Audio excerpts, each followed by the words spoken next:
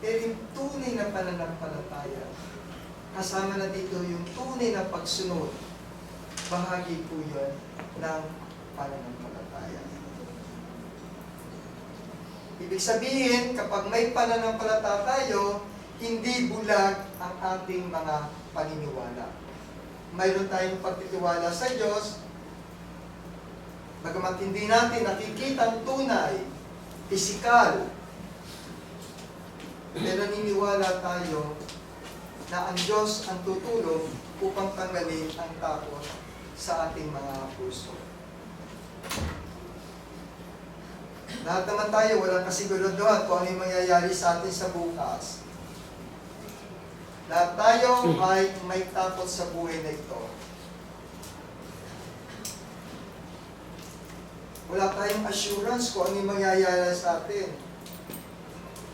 Pero huwag natin hayaan na ang ating mga takot ang siyang makapagpahina ng ating mga pananampalataya. Kung kaya dapat nating isabuhay, mamuhay sa pananampalataya at hindi sa takot. Maging practice po siguro dapat natin ito. Yung kapag ka po tayo ay nanghihina, tayo po ay nawawalan ng tiwala, basahin niyo lang po yung awit 56:3-4. Sa panahon ako'y matakot, aking ilalaga ang aking tiwala sa iyo. Sa Diyos ay pupuri ako ng kanyang salita. Sa Diyos ay inilaga ko ang aking tiwala. Hindi ako matatakot. Anong magagawa ng laman sa akin? Maganda po nito. Mula po Genesis hanggang Pahayag, paulit-ulit na sinasabi. Dilo nyo, unang aklat hanggang sa huling aklat ng banal na kasulatan, lagi pong pinapaalala. Paulit-ulit na sinasabi ng Diyos, huwag tayong matakot. Dahil lagi natin siyang kasama.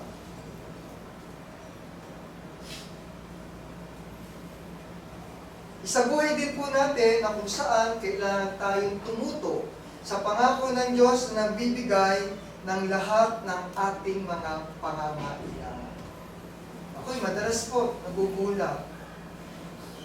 May mga pangangailangan na hindi ko inaasahan dumarating sa buhay natin.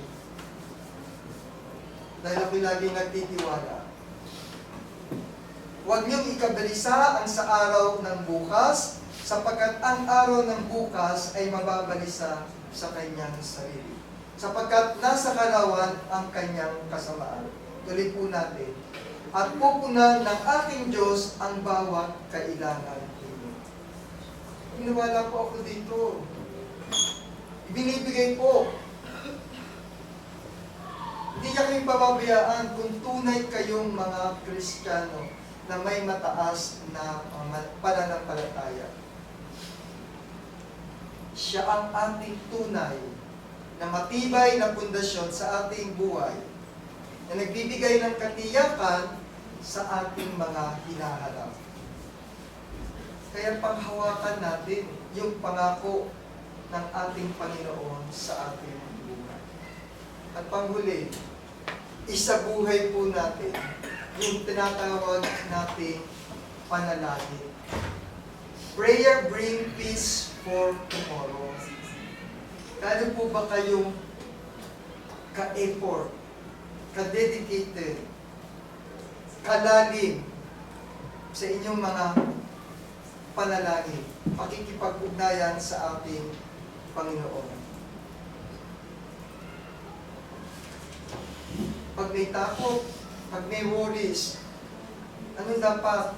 Palakasin yung mga sarili nyo sa pamamagitan ng panalangin. Malinaw po dito sa Philippians 4:6-7. Napakalaki ng ginagawa ng maalam na panalangin. Hindi panalangin paulit-ulit. Hindi panalangin na nilalapit pa natin sa tagapamagitan. Panalangin na uukol diretso sa ating Panginoon sa pamamagitan ni Yesu Cristo.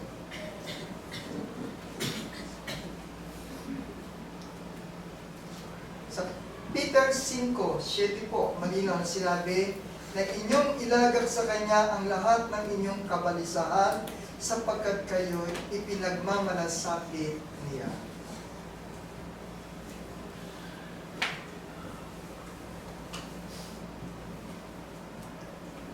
Tinuturoan tayo ng huwag magdala ng bigat sa ating mga buhay na tayo mag-isa. Tinuturo dito na kung saan kasama natin ang Diyos na nagbibitbit ng balikat niya yung ating mga bigatin. Hindi ka bibigyan ng Panginoon ng isang mabigat na problema kung hindi mo kaya. Ngunit katuwang natin ang Panginoon sa pagbitbit ng ating mga dalangin sa ating mga buhay.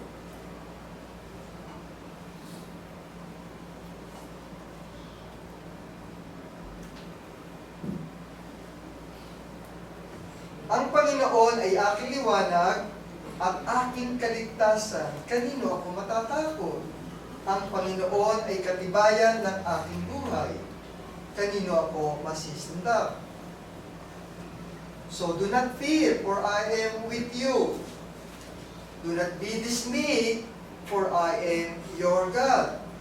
I will strengthen you and help you. I will uphold you with my righteous right hand. Kaya napakaganda ng pangako ng Panginoon sa bawat isa sa atin. Harapin natin ang bukas ng walang takot. Kaya bilang pangwakas po, nais ko ibahagi how we are overcoming our fear.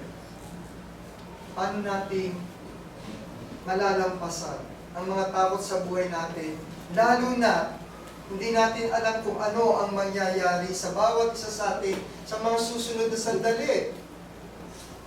2026, anyan, manghuhula na naman ng mga Chinese horoscope.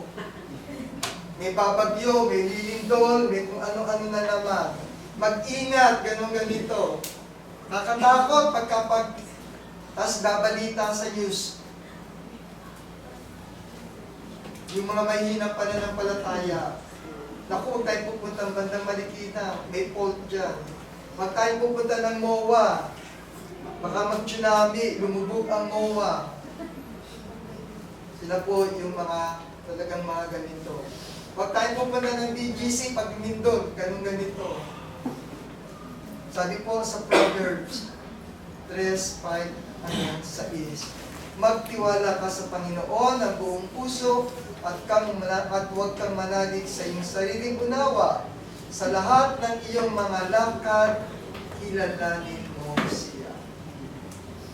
Linaw na kung saan to overcome our fear, trust our Lord Jesus Christ.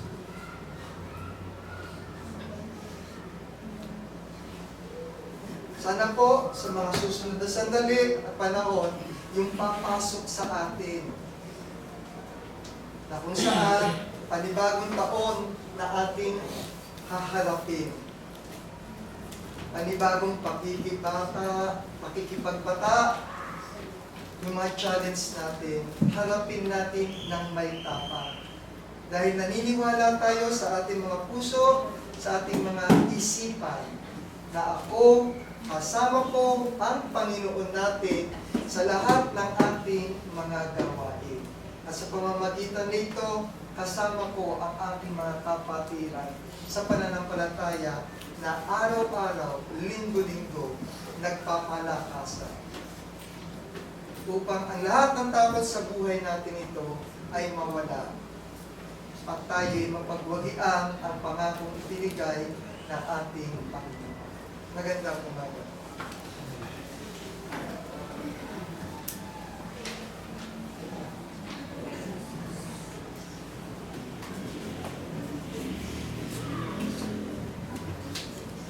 Maraming salamat po sa turong aral na inahati sa atin ng mga kapatid. At tayo pinadako na para sa pinakasenyo natin gawain sa pagpupulputo ng tinapay at pagpupulputo sa saro. Tayo muna nagmawid sa page 296.